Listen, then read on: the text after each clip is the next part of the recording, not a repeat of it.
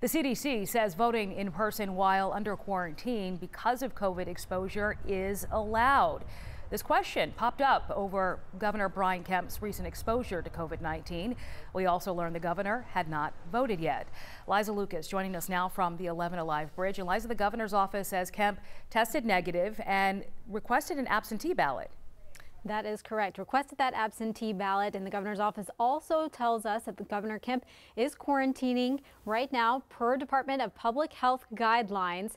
Now, for months, CDC experts have told us that quarantine period is a 14-day window for those who've been exposed. But on Sunday, we got a little update from the CDC. They said that exposure to the virus would, quote, would not preclude them from exercising their right to vote, them being those exposed. Now, the agency says voting in person can be done safely by taking the proper precautions such as social distancing, wearing a mask, and letting a poll worker know. The CDC is also urging polling places to make accommodations for anyone who is quarantining, showing symptoms, or has tested positive for the virus. And we've reached out to the governor's office to ask if he does plan to vote in person. We have not heard back yet, but we'll keep you posted on the latest on his condition as we continue to check in with his office. But in response to those updates from the CDC, Christy says, no way, exclamation point. That comment coming in on our 11 Alive Facebook page. Danae also weighing in terms of Governor Kemp. She says he isn't in quarantine for being sick. He's in quarantine for being exposed.